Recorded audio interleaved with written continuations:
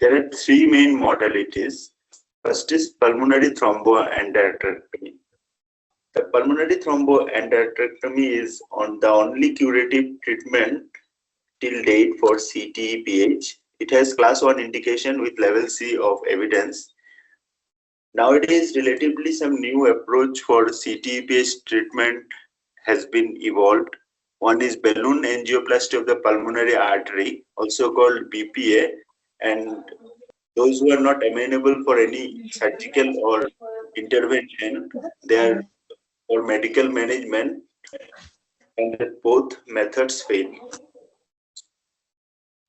For all eligible candidates for either PTE surgery or balloon angioplasty, the main aim is to offer the 4 goals. First one is the hemodynamic goals. It's to prevent the right ventricular compromise due to pulmonary hypertension. The second is the respiratory goal, to eliminate large ventilated but underperfused lung space, thereby increasing the respiratory function. Prophylactic goal number 1 is to prevent the right ventricular dysfunction or retrograde progression of the thrombus. Goal 2, to prevent the secondary arteriopathic changes in the remaining patent pulmonary vasculature. Before proceeding to PTE surgery or balloon angioplasty, we'll consider some anatomical points which are to be kept in mind. The main pulmonary artery divides into right and left main pulmonary artery. The pulmonary artery divides into a superior trunk, also called truncus anterior, and an inferior trunk, which is called the interlobar artery, because it runs in the interlobar fissure parallel to the bronchus intermedius. The left main part pulmonary artery is shorter than the right artery. It's a direct continuation of the main pulmonary artery. It has a variable branching pattern and does not divide like its counterpart on the right side, and merely runs into the interlobar fissure on the left side. As you all know, each lung is divided into 10 segmental zones, with the main segmental origin coming from either the superior or inferior trunk on the right side, and in case of left main pulmonary artery, interlobar trunk. Segmental anatomy is similar in both lungs with a few exceptions. The left upper lobe, that is denoted by A1, which is apical, and A2, which is posterior segments, are often supplied as a common segmental artery in left side, left A1 plus A2, and arise directly off the left main pulmonary artery. Left A4 and A5, although anatomically similar to the right lung, which supplies the lingula as opposed to the true middle lobe, these are categorized as superior and inferior segment as opposed to the medial and lateral segments on the right. Left A7 segment, which is diminutive, given the presence of the cardiac silhouette on the left side, it is often supplied by as a small subsegmental branch of the left A8 segments. So this figure describes the anatomical distribution of the lung perfusion zones and suggested nomenclature for the individual lung segments. In upper lobe, we are seeing that A1, A2, A3. The A1 apical segment most often arises of the truncus anterior in the right lung and left pulmonary artery in the left lung. While in A2, the posterior segment arises of the interlobar trunk of the truncus anterior in the right side and left pulmonary artery, which shares an ostium with the A1, that is apical segment, in case of left lung.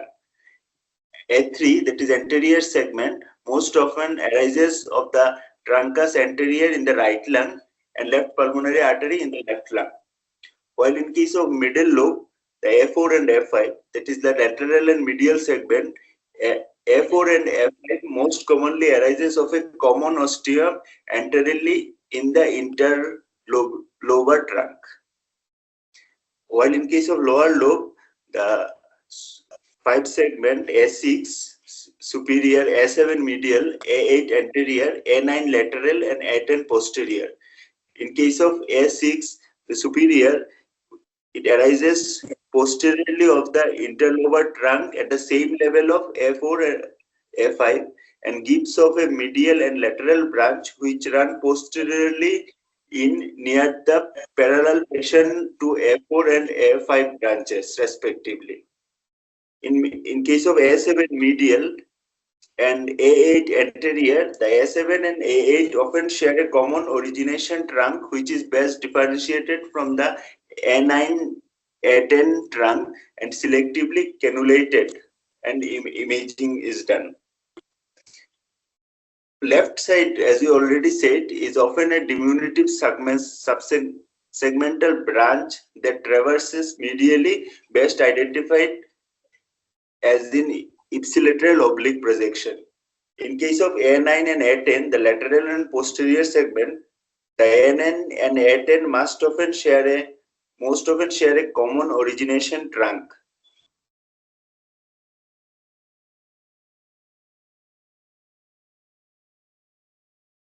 Routine practices for invasive pulmonary angiogram and CT pulmonary angiogram for decision making or the operability or any other intervention.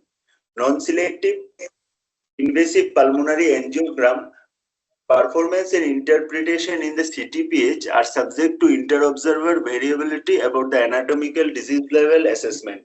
For operability assessment, disease level is routinely assessed with non-specific invasive angiogram or CTPA, depending on the local center preference and experience. CT pulmonary angiogram has excellent diagnostic accuracy for main, lobar, and segmental disease locations, but it has lower accuracy in subsegmental disease. On the other hand, invasive pulmonary angiogram is therefore needed to complete an operability assessment when CTPA or ventilation perfusion scans are inconclusive. When invasive pulmonary angiogram is an inconclusive initial modality for disease level assessment, a complementary CTP assessment may identify the non-obstructive clot adherent to the wall in the proximal lobar branches. Other options in this setting include selective invasive pulmonary angiography, that is selective for branches, and rarely use intravascular ultrasound assessment or optical coherence tomography. So this figure is showing the anatomical disease level classification in non-selective invasive pulmonary angiogram for our routine clinical practice. In the balloon pulmonary angioplasty, which is in the cases are increasing nowadays, so the non-selective invasive pulmonary angiogram is also used as a reference and a baseline investigation is performed, which provides a roadmap for selective segmental trunk cannulation followed by dilatation. So in this image, we can see the diseases in the level 1 to level 3 is generally considered as the surgically accessible lesions, and obviously it is best managed with the pulmonary endarterectomy if there is no other contraindications. While ideal approach for the level 4 disease that involving the subsegmental branches, whether endarterectomy or balloon angioplasty is the ideal, it is still debatable, and which it depends on the various other patient related factors and or the disease burden. Now we'll discuss the balloon pulmonary angioplasty or BPA, which showed the exponential growth in number of cases in recent years. The selection criteria for balloon angioplasty include patient ineligible for pulmonary endarterectomy, that is surgically accessible but inoperable CTEPH patients due to any comorbidities, inoperable CTEPH patients with inaccessible lesions or residual or recurrent pulmonary hypertension after surgery. Second is symptomatic CTEPH patients with WHO functional classification of which third or fourth, class 3 or class 4, despite optimal medical management. CTEPH patients without any serious complications, without any organ failure symptoms or any contrast allergy.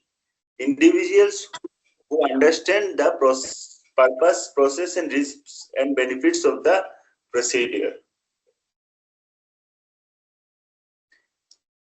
Theoretically, the balloon angioplasty treatment can be considered as long as the mean pressure, pulmonary artery pressure more than 25 mm of mercury with angiographically accessible lesions. The effect of the balloon angioplasty on inoperable CTEPH patient with surgically inaccessible lesions and residual or recurrent pulmonary hypertension after surgery have been well documented. But the roles of pulmonary angioplasty for operable CTEPH patients with technically accessible lesion but deemed unsuitable for surgery and with the chronic diseases have not been till date well established and need further exploration and observation. If surgical endarterectomy is not possible for central type of lesions, balloon angioplasty may be alternatively considered, but still it is not recommended or came into the guideline because the proximal thrombi cannot be perfectly removed as we can remove in pulmonary endarterectomy. Although the cases with proximal thrombi were reported to be successfully treated in some centers with staged balloon BPA sessions with rapid increase in the pulmonary blood flow indicating perfect revascularization. Now, some procedural aspects of the balloon pulmonary angiography. The first is identify the target pulmonary zones or segments by evidence of either hypoperfusion in the V by Q scan or non-selective invasive pulmonary angiogram, as well as otherwise healthy lung parenchyma on cross-sectional imaging. The venous access is often preferred as femoral venous access. A baseline right heart catheterization is performed before every BPA sessions. Intravenous heparin with a ACT goal of more than 200 seconds is suggested for a periprocedural anticoagulation. The radiation dose less than 2 gray and a contrast dose of 3 times of the glomerular filtration rate is advisable for the procedure. Baseline non-selective pulmonary angiogram is used as a reference for selective cannulation using a pre-shaped guide catheters. In case of selective invasive pulmonary angiogram is performed without digital subtraction, it further stratifies them into standard and high risk zones based on the individual pulmonary artery lesion subtypes. Standard risk pulmonary zones are revascularized first, followed by the higher risk zones in subsequent sessions. Scoring balloon can be used for recalcitrant lesions. Cutting balloons should not be used given high risk of vessel injury. Primary goal of the BPA is the lesion dilation to improve the perfusion rather than to reduce the angiographic stenosis, especially during initial BPA sessions with high resting pulmonary artery pressure. Over time, gradually the vessel remodels and the flow in the PAs restores. So in this figure, we see the the long sheet which is placed in the lower pulmonary artery. First, the selective angiogram is performed in orthogonal projection for initial lesion type assessment. Now, the selective segmental cannulation with a guide catheter with or without guide extension. In the lower part, we see that a undersized balloon is placed for initial lesion dilatation in the early settings. It is advisable to maintain the J tip distally, as it minimizes the risk of wire-related complications. After the procedure, post-procedure brisk venous return can be seen in the last image.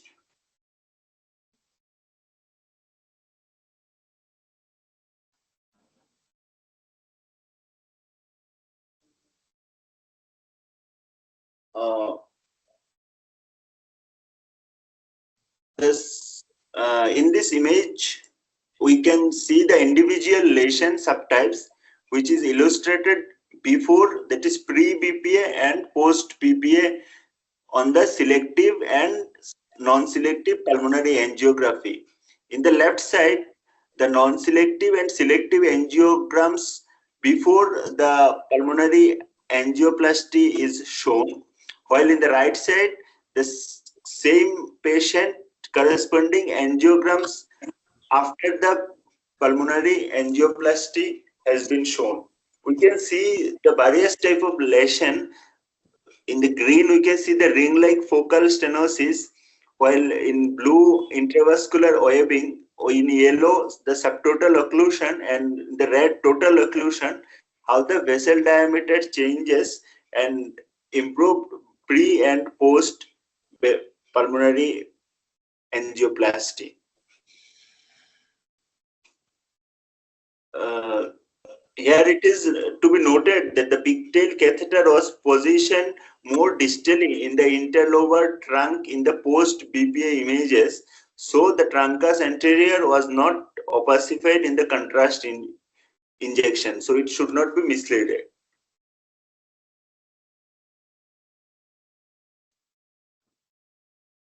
Multidisciplinary committee to decide the treatment strategies. Every institution has its own protocol. The composition of a MDT for CTEPH may vary as according to the institution, depending on the local availability of the resources, but this following core expertise in this field should have been there. The first is the diagnosis and medical management of the pulmonary vascular disease. Either the pulmonary medicine specialist and cardiovascular medicine specialist. Radiological expertise should be there in cross-sectional cardiothoracic imaging and also in nuclear medicines. Surgical expertise in PEA. Interventional expertise in non-selective angiogram and balloon angioplasty. Nursing expertise in the management of patient. Along with this, hematologist and rheumatologist are also usually a part of the team, MDT team for CTEPH management.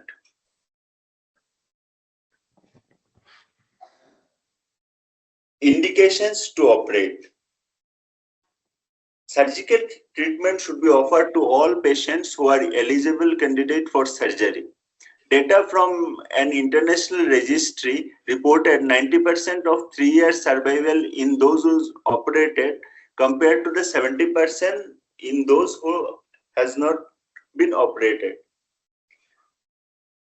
CTEPH patients who are candidates for surgery includes the patients with ventilatory or hemodynamic impairment at rest or exercise, patients who has the obstruction of only one pulmonary artery, but when the patient is physically very active or resides in higher altitudes, patients who are symptomatic but have a near total normal hemodynamic at rest but develops severe pulmonary hypertension on exercise.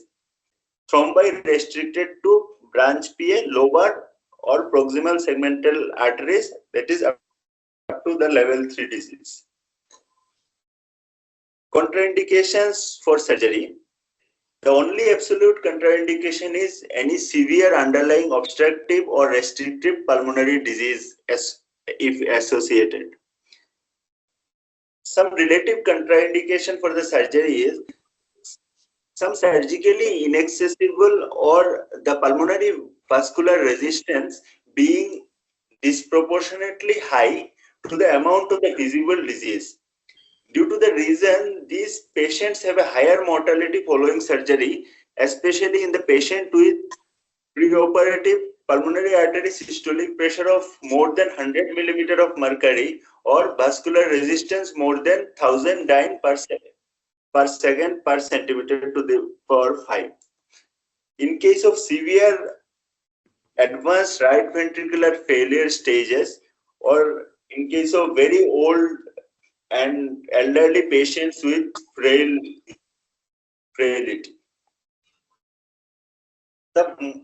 The modern history of pulmonary thromboembolism, the two pioneers in the field of PTE surgery, we can see the picture of Mr. Stuart Jamieson and Michael Madani.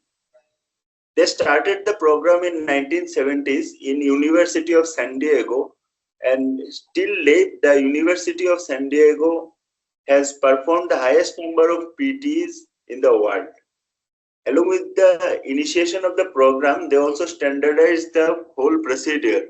From 1990 to 2000, almost 1000 cases they have performed, and till date, the University of San Diego experiences more than 4,800 cases.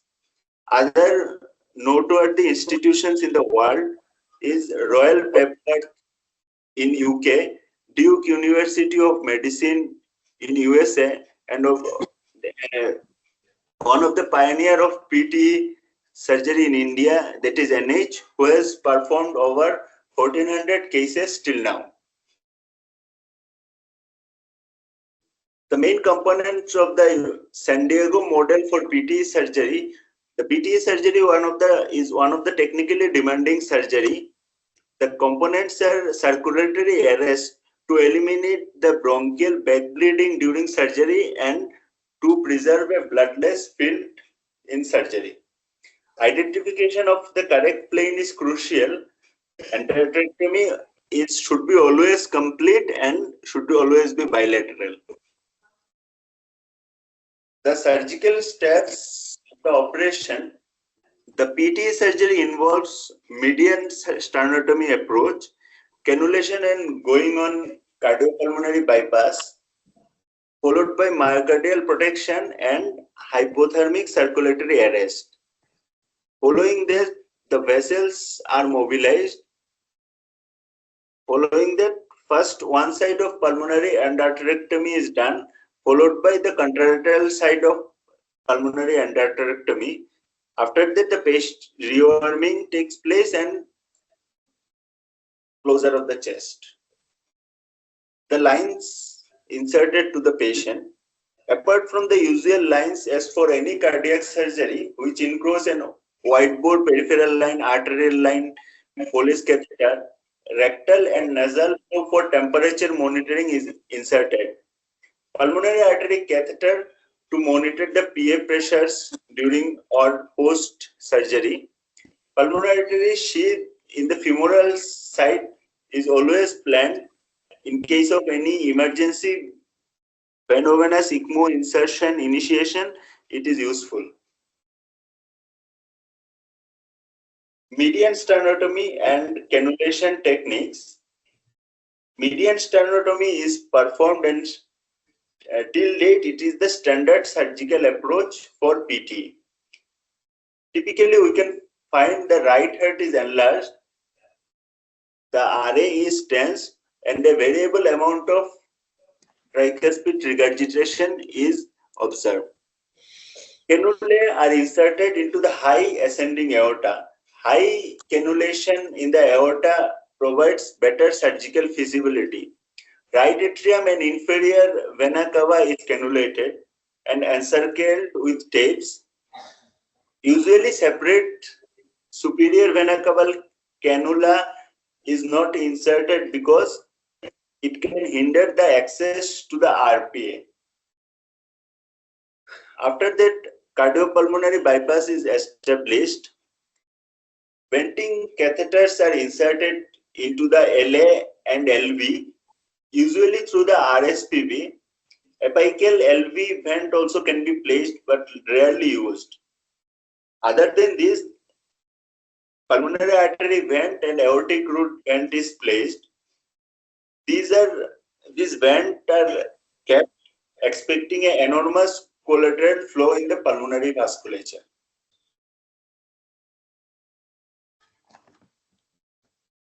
A temporary pulmonary artery vent is placed in the midline of main pulmonary artery, which is placed 1 centimeter distal to the pulmonary valve, which marks the beginning of the arteriotomy in the left side. That is LP arteriotomy.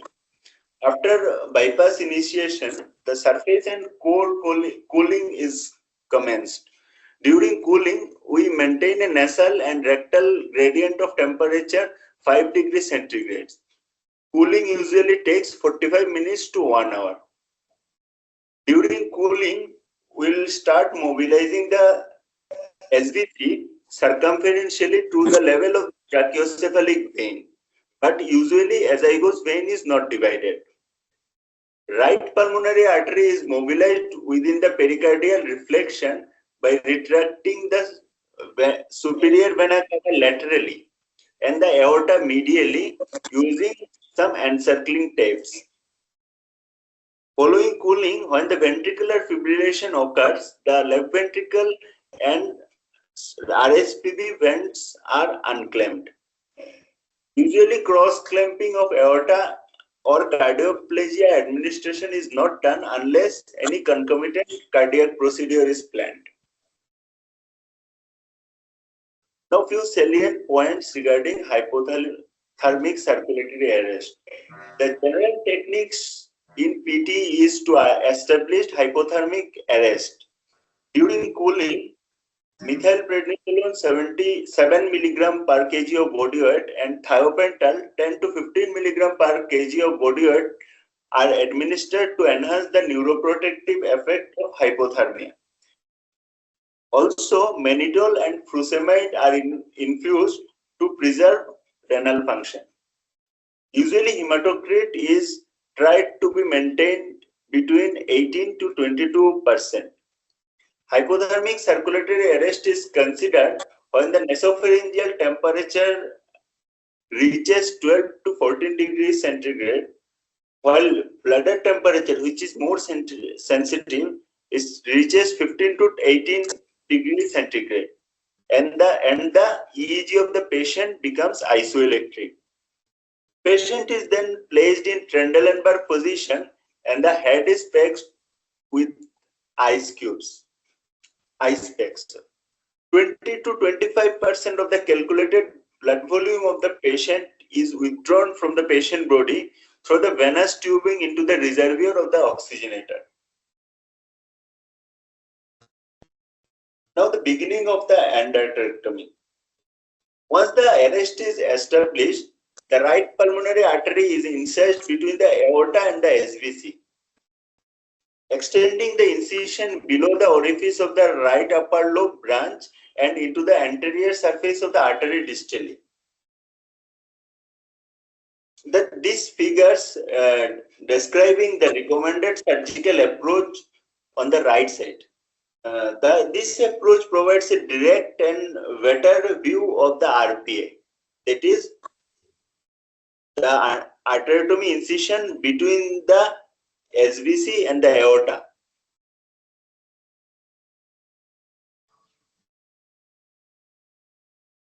After that, an endarterectomy plane should be established distally with a sharp dissector.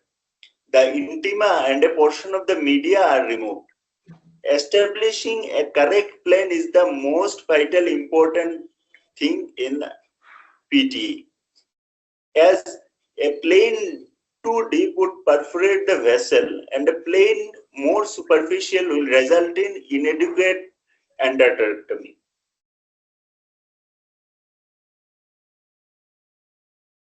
The core of the thrombus is isolated circumferentially, and thrombus is removed from the upper lobe and followed by the remaining portion of the pulmonary artery. Applying a gentle traction with the forceps, as we can see in the picture, the endarterectomy specimen while sweeping the wall of the PA will result in progressive removal of the thrombus. Once the thrombus is removed, the arteriotomy is closed with continuous 6-0 Prolin sutures. Periods of circulatory arrest are limited to 15 to 20 minutes maximally. Cold blood with a temperature of 18 to 20 degrees centigrade, it reperfused for every 15 to 20 minutes interval. Some clinical trials like Peacock trials has ensured that this time limit results in least cognitive dysfunction in hypothermic arrest. During a reperfusion interval, we can simultaneously mobilize the left PA. The left PA is circumferentially mobilized and the pericardium is incised to permit exposure of the left upper lobe branch. The incision begins in the pulmonary trunk and extends onto the left PA at the level of the pericardial reflection or just beyond the reflection. So this diagram showing in the left side the closed incision on the RPA and the new incision of the left pulmonary artery and the extension of the incision. Endarterectomy is performed as a mirror procedure. The thrombus is first removed from the upper lobe, followed by the lingular branches, and thereafter the distal branches of the artery. After the complete endarterectomy, bubble test is done. Once all fibrous clots are removed, the pulmonary artery is filled with saline and lung inflated fully and forcefully. The pulmonary artery is then inspected for bubbles of air. A steady stream of bubbles will indicate a breach in the barrier, that is the arterial bronchial barrier, which is the potential source of hemorrhage in later period. If any breach occurs, it is repaired with a cellulose patch, commonly used as a Surgicel or BioGlue. Following this, the rearming is achieved. Cardiopulmonary bypass is re-established and rearming is begun. Methylprednisolone and mannitol are administered. During rearming, a 10 degree of temperature gradient is maintained between the perfusate and the body temperature. Assess the adequacy of the tissue perfusion by periodic lactate level measurement in blood cases is necessary. Usually, rearming takes 90 to 120 minutes of time.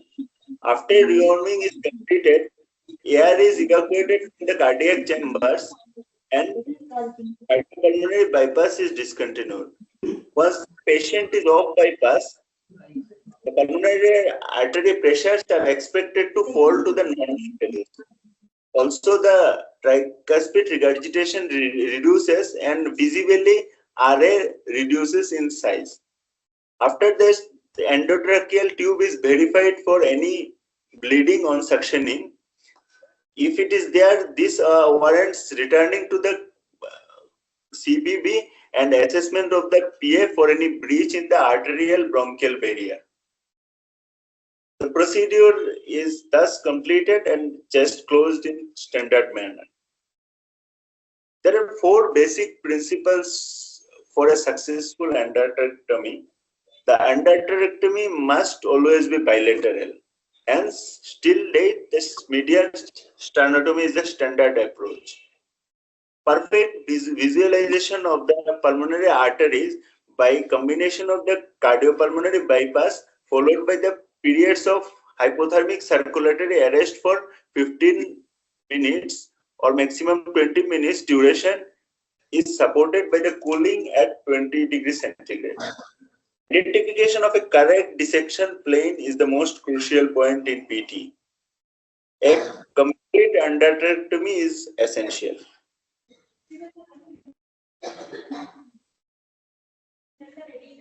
Now, some surgical specimen types as described by the University of San Diego. We can see the four types of surgical specimen. Type 1, almost 12%. In type 1, we see in type 1, we see the major vessel clot is present and it is usually readily visible on opening the pulmonary artery.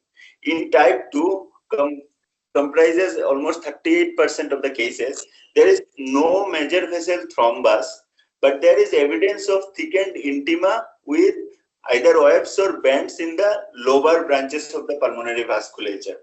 While in type 3, around 39% cases, very distal disease is encountered, which is confined only to subsegmental and subsegmental branches.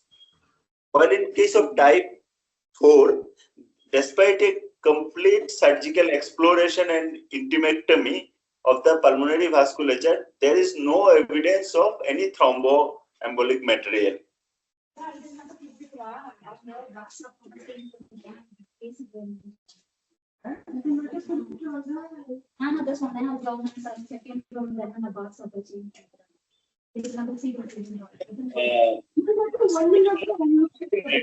Which are designed by Dr. Madani from San Diego. We can see the Madani DeBakey forceps. Can somebody mute the background noise, please? Somebody is talking. This designed by Dr. Madani from San Diego. 12 inches and 16 inches sizes of varying lengths are available. Post-operative management. In PTE, it is always advisable to ventilate the patient overnight. Usually, cardiac index is maintained between 1.2 to 2.5 liter per square meter of body surface area.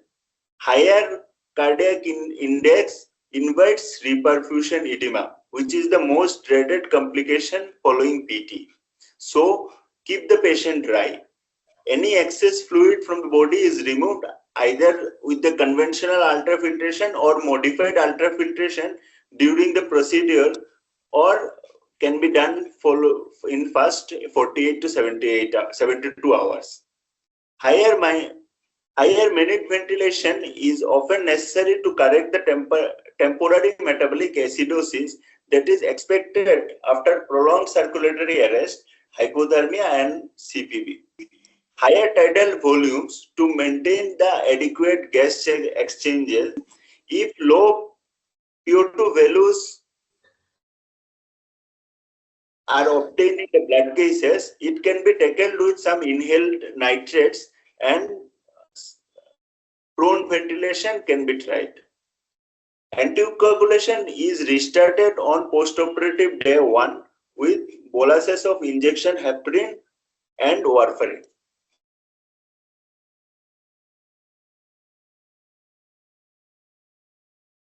Complications specific to PT. Along with all routine post-operative complications encountered in cardiac surgery, some specific complications in PT are: first is the persistent pulmonary hypertension.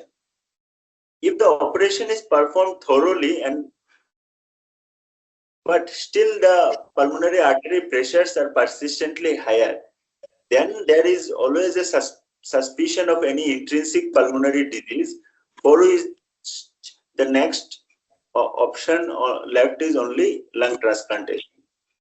The most important is reperfusion edema. Reperfusion edema is a non-cardiogenic pulmonary edema. It is mainly due to the loss of the epithelial integrity.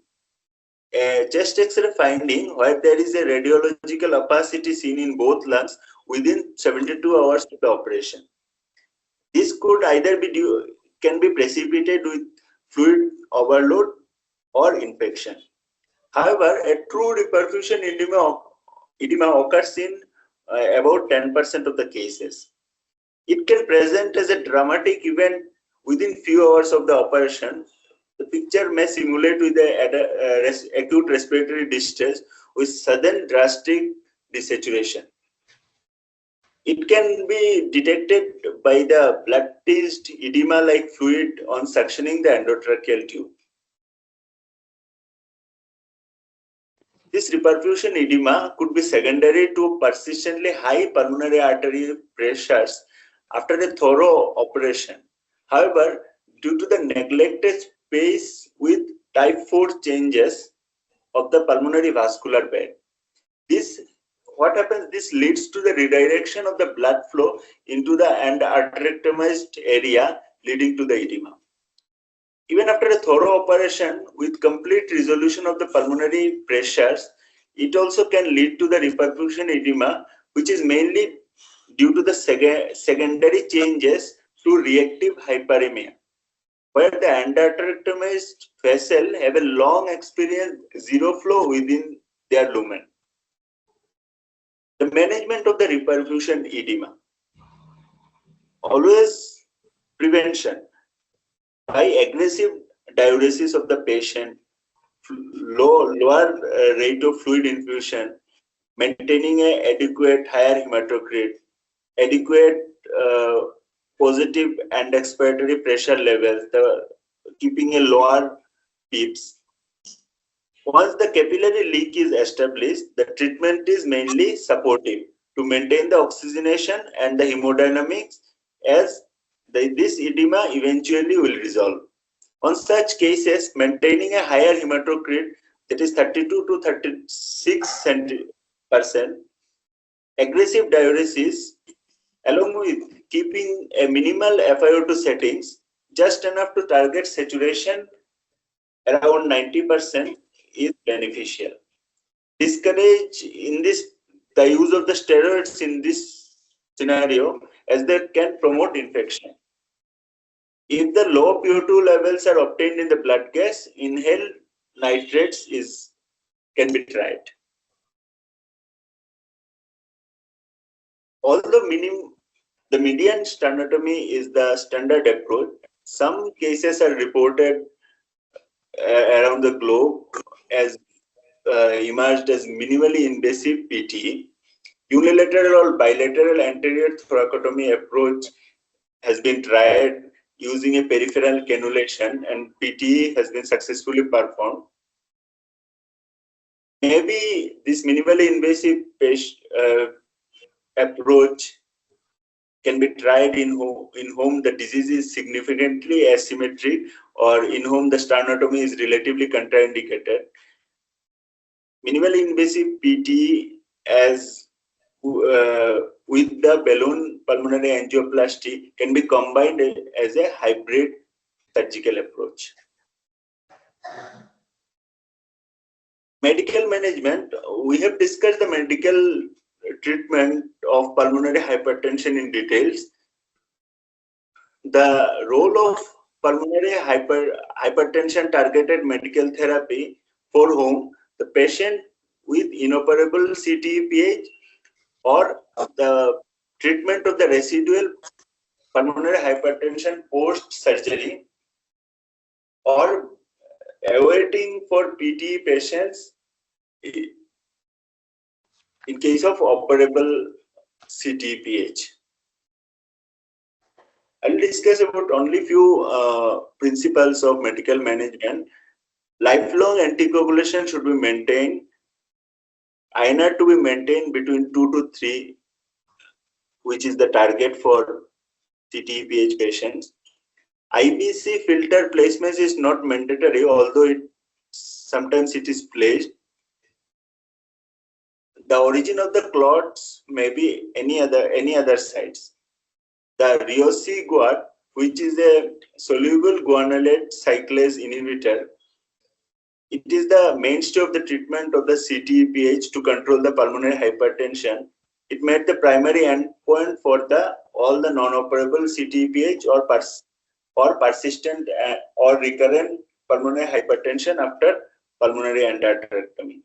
In some clinical trials, subcutaneous treprostinil has confirmed the improvement in patients' exercise capacity, hemodynamics, and quality of life in some clinical trials. Results at NH between 2019 to 2023, in last 5 years of duration, a total number of 244 PTE surgeries were performed. The median length of hospital stay was observed as 11 days.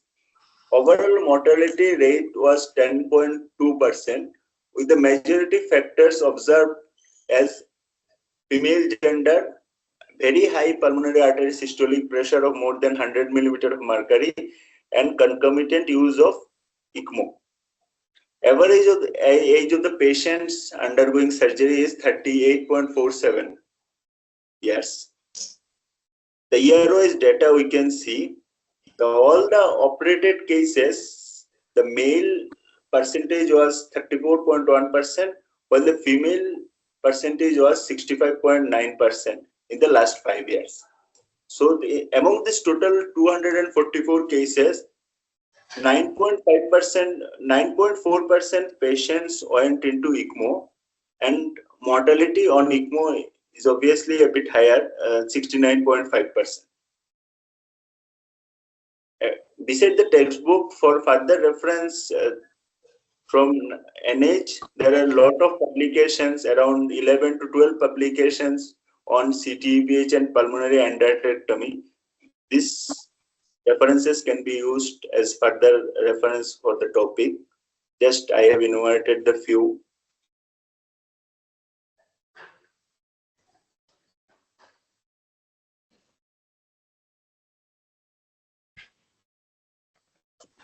That's the end of my presentation. Thank you, sir. Thank you, Rajdeep. Yes, I would now like to invite Doctors Basha, Varun, and Julius to give their comments.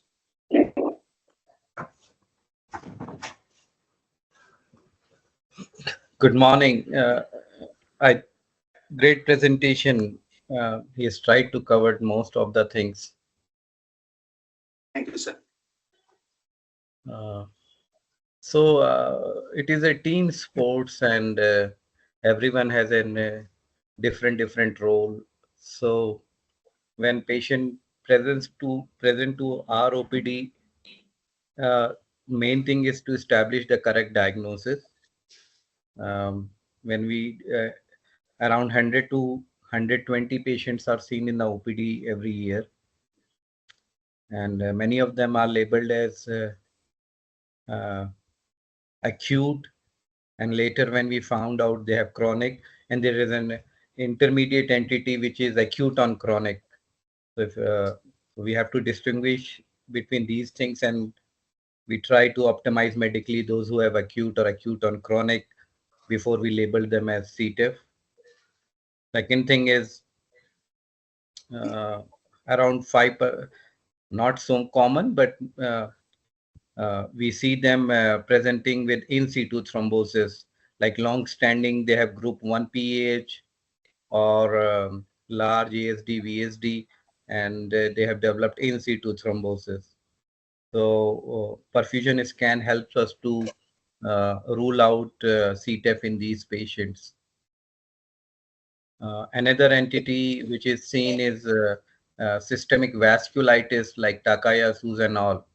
So we have, or SLE, there are many patients who come to us as CTEPH, and we evaluate, then we find out that they are having so many other comorbidities and active vasculitis.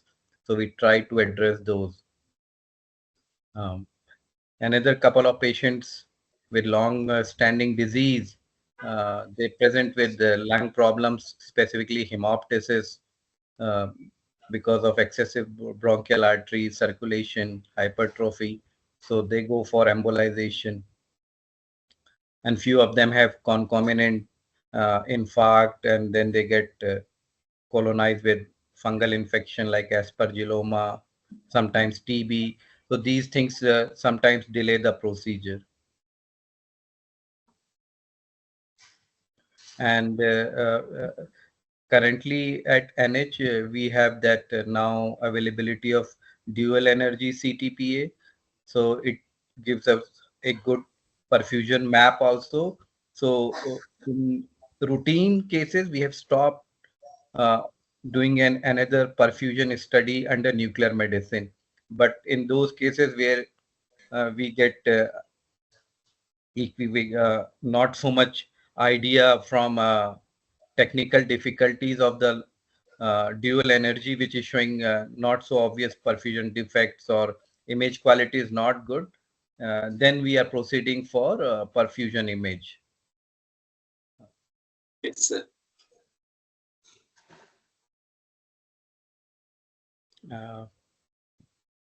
Rest, I can continue, but since it is a surgical talk, I would like other people to comment, Dr. Varun or Dr. Julius, if they are here.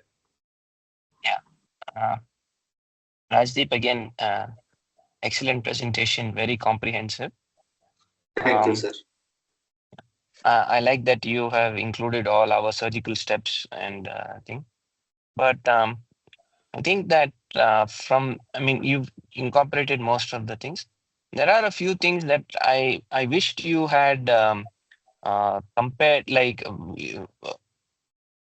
when you go BPA, there are some, see, if you look at the landscape of therapeutic options for CTEPH, obviously no one Yes, can deny PT is the undeniable, the best, I mean, has the highest, efficacy. But there are some centers that are very heavily aligned towards BPA, yes, especially in Japan, because they also know this, that they have very poor experience with surgical, and they tend to go for BPA. Now, traditionally, people will have at least 3, 4 sittings for BPA, but these in Japan they're more aggressive and they try to do it in lesser sittings. yes, sir.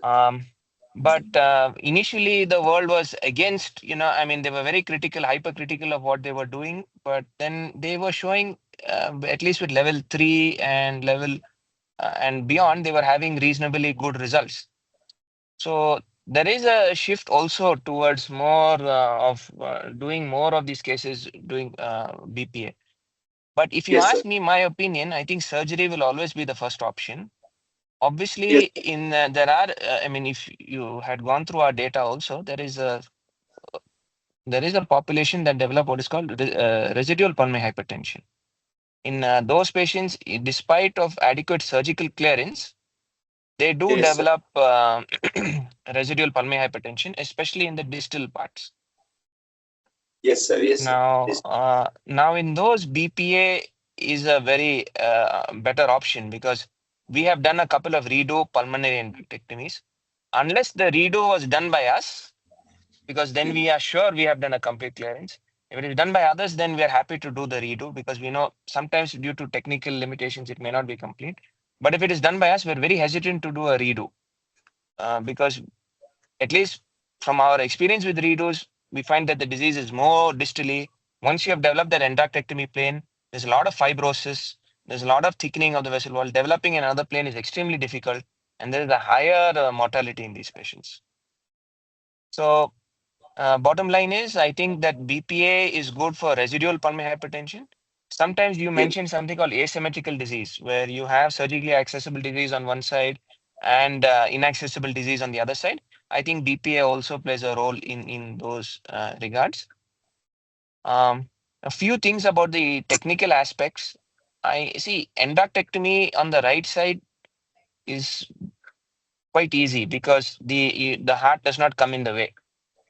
But on the left side, if you go to the posterior and of the lower lobe, the posterior aspect, the medial and the lateral aspects, because of the cardiac, because of the left ventricle, they're kind of difficult. And remember, most of these have very hypertrophied right ventricle that causes a leftward rotation of the heart. So the LV is more on to the left side of the chest.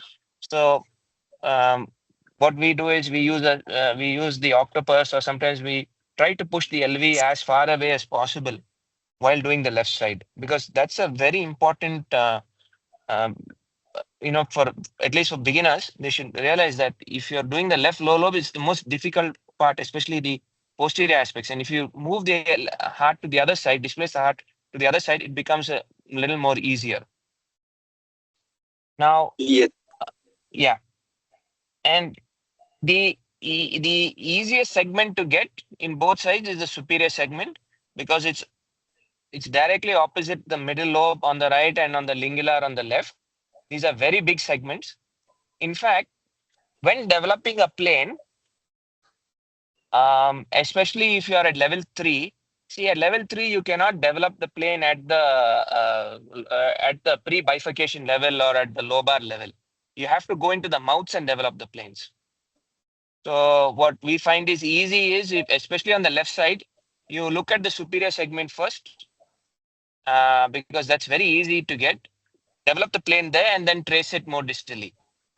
That's the key. And you showed that, with the endarterectomy, what the Jamison's forceps, nowadays we're doing more of a peel-off approach with the Madani's forceps, where we hold the clot with one forceps and we peel the native wall away with the other forceps. This we are finding now causes less trauma to the vessels. And, Okay, sir.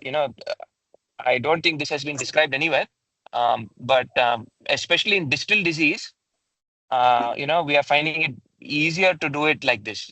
What we like to call the peel, where you peel like the wall away from the clot rather than push it away. Because if you push it away, it's often kind of blind, especially when you go distally. But when you hold the native wall and pull it away and tease it away, I won't say pull it away, I'll say tease, I'd use the word tease. You can see the extent, the most distal part of the clots, and you get a very good specimen at the end of it. And, with a good result in terms of reduction of pulmonary artery pressure. Okay.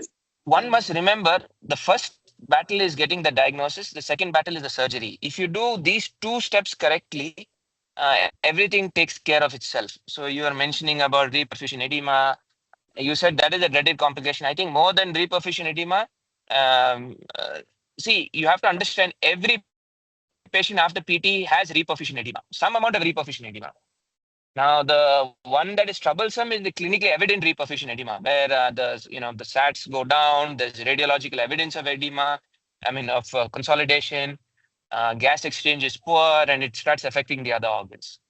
That is every patient will have some amount of edema, and fortunately, if the lung pressure comes down, and the patient automatically, the right ventricle celebrates, and in terms of and the patient will be diuresing huge amounts of fluid. So that itself is a protective mechanism for reperfusion edema. But the incidence, even if you go through our later papers which I sent you, if you look at the incidence of reperfusion edema is higher if there is residual pulmonary hypertension. In those cases, if they have residual pulmonary hypertension, they have a higher degree of reperfusion edema. They have a higher need to go on ECMO. They have a higher need to be on ventilation longer, and that obviously the incidence of mortality following reperfusion edema has definitely come down with better ICU management. But having residual pulmonary hypertension is a great, is a high risk factor for developing reperfusion edema. Okay, sir. But I think the most dreaded complication following pulmonary endarterectomy, even now, is endobronchial hemorrhage. It's pulmonary hemorrhage, because these vessels, pulmonary artery vessel wall is very fragile, and by injuring the vessel wall, it can cause that bleeding is often troublesome. And if it's a major branch, if it's at the if it's at the the segmental level, it can be very, very difficult to tackle. So we often, like you said, we use the blocker, and we try to give protamine. If it doesn't work, then we go on ECMO and other things. But that is, for me, the most dreaded complication is to develop bleeding, and it can happen in cases where um, there is like in redo cases, or where there are cavity like pre-existing some parenchymal disease, the incidence of bleed is quite high in those cases. Yeah. That's what I wanted to add. Thanks. Thank you so much, sir. Thank you. One observation I noticed, when we assess the data from 2008 onwards, at that time there was a preponderance of gender difference between male and female. Male were quite predominant. Now it has reversed. Yeah. Now female, so it has changed during last 5 years. Yeah. Significantly. Previously it was like 70-30. 70% were male and 30% was female. Yeah. It has totally reversed. Yeah, and most of the females like is a undiagnosed APLA or undiagnosed SLE, because these diseases do have a female preponderance. But sir, if you ask me, will this disease be there 30 years from now? I mean, this is just on a side note. I think the incidence will come down further with better early detection and anticoagulation. I think the incidence, I mean, the requirement to, I mean, patients reaching this level of pulmonary hypertension may significantly reduce. Yes, you will be getting more patients who are picked early and diagnosed. But whether Yes. the natural history will change, that is, I'm not sure. But yeah, with more awareness, the bad cases who come in end stage with multi-organ dysfunction definitely will be lesser. Will be less. Yeah. Yes. And Julius, any comment? Yeah, I do have some comments. One is in terms of describing the disease, the types which Rajdeep you have described is outdated. That is not the classification that is used. What you have said is the Jameson classification, which was done up until about 2017. And in 2017, Madani revised this classification, and now it is not a classification named after any person. It is called the San Diego classification. So that is what is used now. That is again 1 through 4, and also there is 0 and 1C. These are the levels which are there. I can describe it, but I'll just leave it for you to read up. And second thing is, it is important to remember this bubble test is something which Dr. Shetty described originally. So you, since being from here, you should know that part. This is our original, or Dr. Shetty's original contribution to the world of CTEPH. And in the standard of the operation, cross clamp is the normal way. We adopted a no cross clamp technique following a discussion with Duane Davis, who, well, typically he described it as maybe I went to see the operation, I missed this cross clamp and I just started doing without it. And we also found that without cross clamp, it seems to be slightly better. That means without cross clamp and cardioplegia. Technically, you don't need to get into the heart of the left side, so we don't really need a cross clamp. But standard of care is or the San Diego procedure. San Diego still does with cross clamp, so except when they're doing minimally invasive. Okay. About reperfusion edema, when you get the loss of endothelium and when there is a sweep, there is blood seeping through the tissue, through the pulmonary artery into the bronchus, into the parenchyma, that is not the real reperfusion edema. That is injury, and then actually blood gets into the tissue and gets solidified. This happens within hours of the operation. Okay.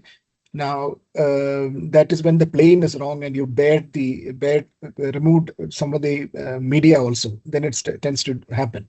If the plane is right, this problem doesn't happen, and it is a bit different from reperfusion edema, even though physiologically it will look the same in terms of hypoxia and all that. That is when the lung gets bleeding into the parenchyma and not really getting the airways so much. Reperfusion edema is not limited to 72 hours. This definition came from the reperfusion edema that follows lung transplantation. So arbitrarily that number came in. We have seen reperfusion edema happening on day 5 also. So it is not something which is got a very tight time limit on it. And when there is severe reperfusion edema, the treatment is ECMO. And it is best to institute ECMO early on. And we have sometimes done ECMO even without intubating a patient. You just directly move them from self-ventilating to ECMO under local. What you need is BB ECMO, so you can cannulate the neck and the groin. And the reperfusion edema is self-limiting, unlike the bleeding complication which I was talking about earlier. You might require ECMO for a few days and a good diuresis, and it sort of gets better. About medical treatment, you had mentioned that in patients who are operable CTEPH, you can put them on medical treatment while waiting for surgery. This is not a recommended indication. In the indications for medical treatment, it is when you are either inoperable from way of comorbidities or anything else. Of course, everybody also includes something like patient refuse surgery. That it depends on how you tell the patient. You tell them you have an option of taking medicines, everybody will refuse surgery. It's So, like TAVI indication for surgery. correct, yeah. And TAVI So, indication. if the patient knows that surgery is so much better than medical treatment, they might not refuse surgery. And as the point I was making is, as a bridge to PTE, medical treatment is not recommended. There is really no evidence that there is any benefit out of putting people on medical treatment prior to PTE. But there is indication for doing medical treatment prior to BPA. So adequate medical treatment prior to BPA is recommended, but not prior to PTE. There is also an observation that the character of the fibrous tissue changes with riociguat and makes the fibrous tissue more friable. We can't say that from personal experience because we never see anyone who is not on medical treatment. In our country, unfortunately, the dictum is pulmonary hypertension is equal to sildenafil. So everybody gets some medical treatment before even we see them in the first place. The other thing is, you said PA systolic pressure of 100 is a risk factor. When you look at literature, it is not the PA systolic pressure which is described as a risk factor. It is the PVR that exceeds 1,000 dynes, etc. is the risk factor. And no PVR is considered a contraindication to the operation. If you can do a successful PTE, it is more beneficial to people who are at a state where the PVR is much higher. And also, age is also not a contraindication to doing PTE. You can do it at any age. There have been publications which include people who are above 80 and below 80. So all groups have been included in PTE. And when you look at the multidisciplinary team meeting, essentially there are two questions which we need to answer. One is there pulmonary hypertension? By definition, you have to clearly state there is or there is no pulmonary hypertension. Second question is, if CTEPH is the cause and the only cause of the pulmonary hypertension, or if you have another cause and CTEPH is incidental in that. So if CTEPH is the only cause of your pulmonary hypertension, by operating, you will benefit from that. If CTEPH is not the sole cause, if you have a setting a pulmonary hypertension from some other cause, and there is also thrombus formation, either as a in situ thrombus or something that has progressed to becoming what looks like CTEPH, they are not going to get better. And as I mentioned last time also, this is a two-compartment disease. If you have a predominant small segment, small vasculature disease, you're not going to get better with doing an endarterectomy. It's not always easy to differentiate the two. And Dr. Basha had mentioned that dual energy CT is sufficient, but as of now, in the standard of care, it is the VQ scan which is used as the diagnostic tool for CTEPH. Even though we find that it is enough to do a dual energy CT, and the one big difference is when we do a VQ scan, there is no ventilation scan in that. We are only doing a perfusion scan and combining it with CT in order to make it a VQ scan, because the isotope that is required for ventilation is got a very small half-life, and therefore it is not easy for us to procure that. So in most places around, we don't have a proper VQ scan. So if you were to, I mean, there is no head-to-head comparison between VQ scan and dual energy CT. But as Pasha said, we tend to rely more on dual energy CT. I might differ in my opinion about BPA and PTE from Varun, because see, PTE is sort of a mature operation now, and there is very little progress that is being made in PTE as an operation. Okay, minimally invasive was one of the progresses that has been made in the recent years, which was in response to Dr. Magdi Yaqub commenting on Madani's talk that the mortality is so much. Jameson comment. No, Dr. Magdi Yaqub. Yaqub. Oh, okay. Magdi Yaqub was commenting on Madani's talk, saying that I've been hearing you saying the same thing over several years. What is it that you have done to make this operation any better than what it was before? So Madani came up with this whole thing of doing minimally invasive. So they did a few cases in very highly selective patients initially, and I don't think that has become the standard of care. It's just that it can also be done this way. Beyond that, I don't think it's clearly not a easy operation to do. First, they were doing it only in clearly unilateral cases, which is actually quite rare. Most of the times you have to do bilateral PTE. And BPA is a developing specialty. And even though Japan had pioneered in it, others are also taking it up very well. And do we do BPA here? We do. Bhagirath went to Japan for training, and he's been doing that. He's probably the only one who's doing it around the country now. And we've done I think 30-35 BPAs, Basha? Yeah, the challenge was doing the multi session, because there are different areas. So now we have addressed that issue. Also. So cost. So now we have addressed that. So we will have a better data from our institute in 1 or 2 years. And sorry, Julius, I have one question to ask about BPA. We all know that the pulmonary artery is very friable, extremely friable. And when you're doing a BPA, which is more or less a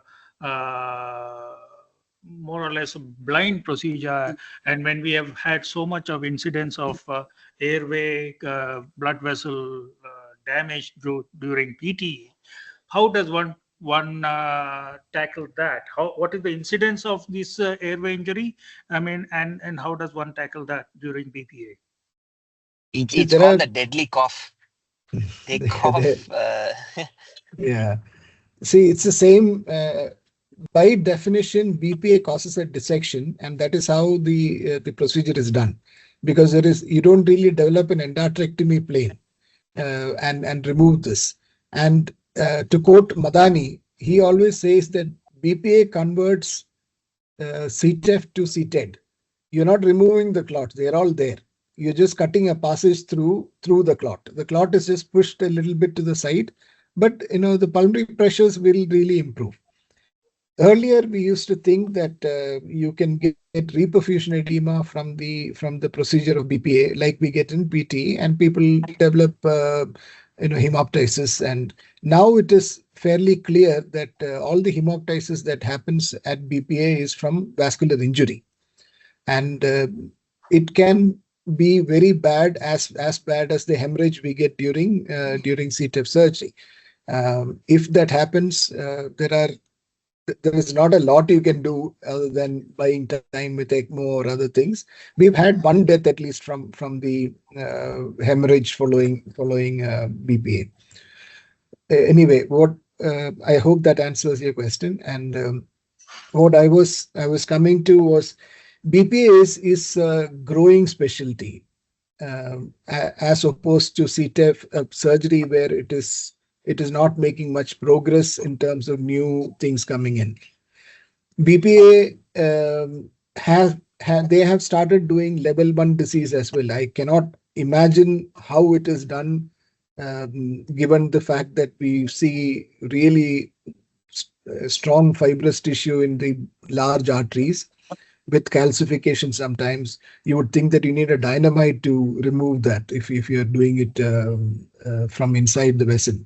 But I've heard a speaker from Japan talking about doing level 1 disease with BPA, and that might progress better with better hardware. And on the side of non-invasive things, the development of hardware is a lot more lucrative for companies, because you get more population to be treated, and rather than developing surgical instruments, which is obviously a lot less lucrative for a company. So BPA might improve in its results and might one day go towards replacing surgery, except for these very proximal, very solid kind of occlusions. And another thing about left versus right, as Varun was telling, left is a lot harder for anatomic reasons, of which the left ventricle you can displace and make that part better. But anatomically, the left pulmonary artery takes a much sharper turn downwards, and also the bronchus crosses the artery there, so it makes it less accessible. And to get the angle right, Jameson makes a point that if you extend the incision beyond the pericardial reflection, the visibility gets poorer. I do not know if it is right or not, because we usually extend beyond the pericardial reflection, and I can't see how better a longer incision makes exposure poorer. But anyway, he makes that a point. And another thing which he always says is that if you're doing a unilateral pulmonary endarterectomy, you must close the PA with a pericardial patch. I'm not sure what is the physiology behind it, but we also do that just because he has mentioned. Yeah, and But we do it more liberally when the PAs are small. Yeah, because of the I chronic occlusion. Yeah. Correct. If you have a unilateral chronic occlusion, usually the whole thing will be fibrosed and the PA will be shrunken. And that time you should definitely patch it, because it is a lot smaller. But then if you look at putting a fairly large patch, which expands to take in, say, 5 ml of stroke volume, that might make sense, because if you're looking at a stroke volume of say 30 or 40 ml per beat. If it absorbs 5 ml, it might give less afterload to the right ventricle. This is just my theory. I do not have any evidence to say that.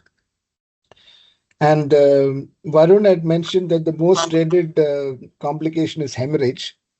Um, it is true, and at least hemorrhage to some extent we can foresee, prevent, treat, etc. But I think the most dreaded complication is the peer pressure not coming down after the operation. If that happens, usually there is additional problem also. If you have persistent pulmonary hypertension with bleed, there are two things. One is the pressure is high, so the bleeding doesn't stop. It is like systemic pressure, so that adds to bleed, and it adds to reperfusion edema, and on top of this, the PA pressure is also high. So even if you put them on ECMO, it is not going to get any better, and you're left with only the option of transplant. And doing a transplant in an acute setting, I do not know how good that can be. If you look at literature also, ECMO for persistent pulmonary hypertension soon after surgery has near 100% mortality. Most people don't come off that, particularly if you're starting off with a suprasystemic pulmonary hypertension. See, as we were discussing earlier, in the West, you don't see patients with such high PA pressures. They all have like moderate pulmonary hypertension at the time of surgery, unlike what we see is very severe pulmonary hypertension most of the time. It is rarer to see moderate pulmonary hypertension at all. And in terms of treating acute PE early and better with anticoagulation, I do not know if that is going to affect the incidence of CTEPH that we see, because aggressive treatment of acute PE has not shown to affect the progression to CTEPH. So that has to be dissociated. Yes, but with better diagnosis, we might get earlier diagnosis and earlier treatment before secondary changes happen.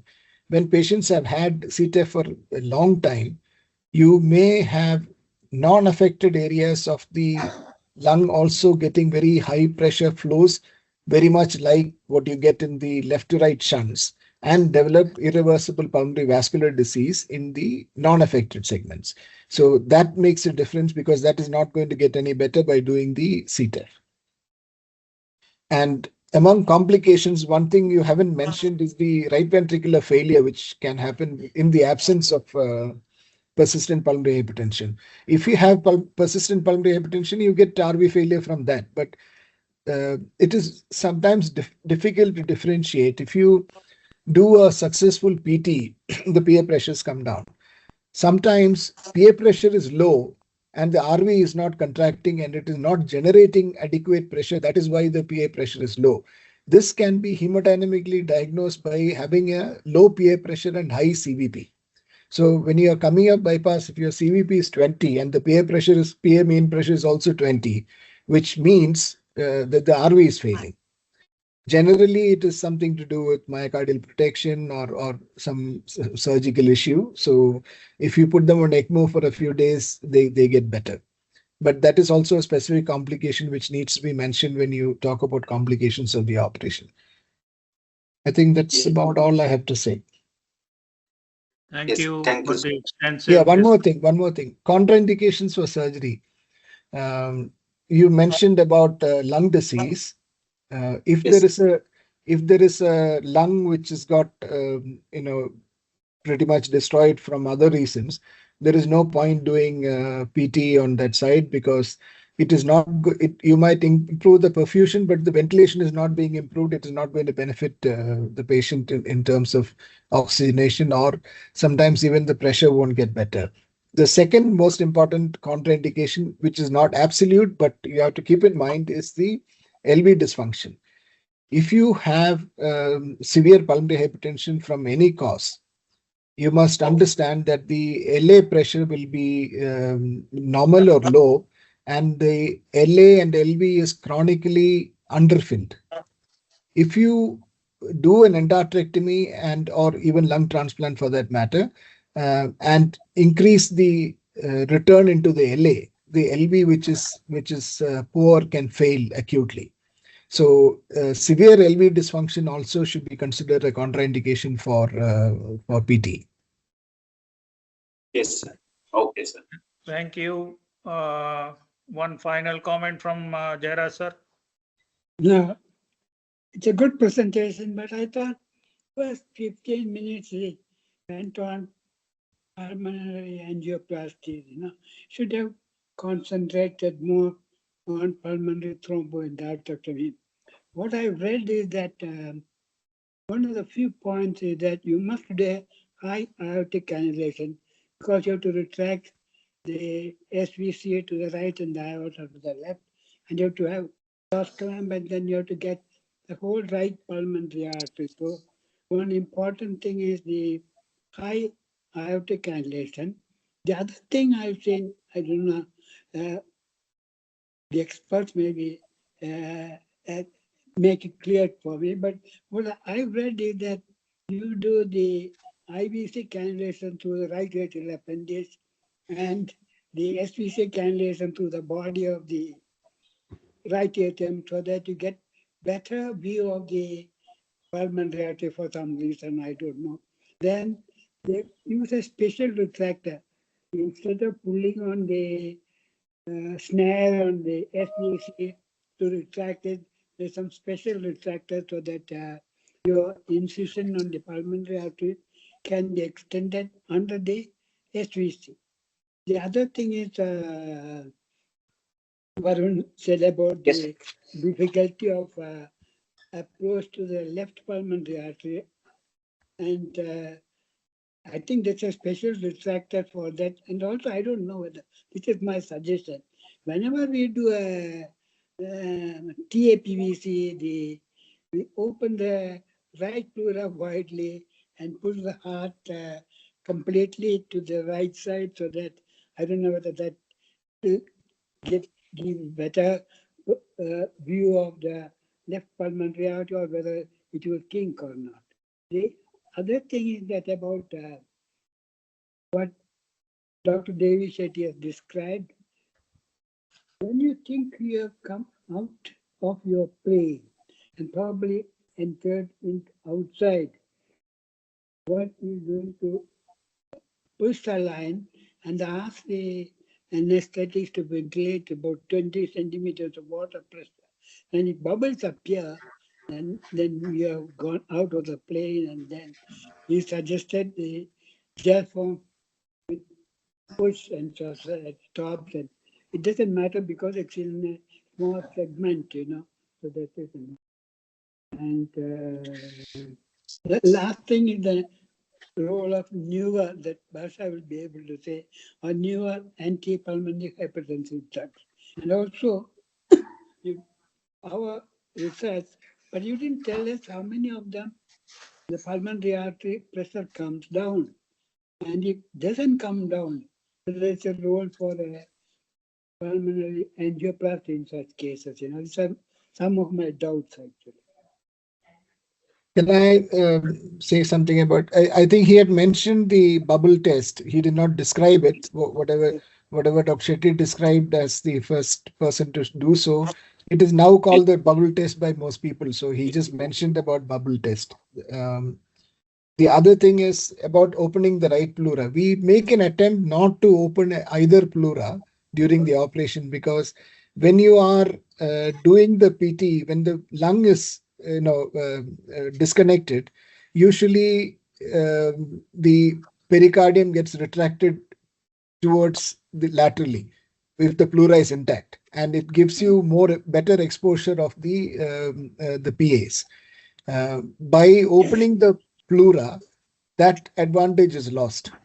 And again, if you end up being on ECMO, if the pleura is open, you might find liters of fluid going, blood being lost there without us understanding that. And about the retractor, what was originally described was to use similar to the mastoid retractor or the what we use in the groin exposure and all that as that mastoid retractor.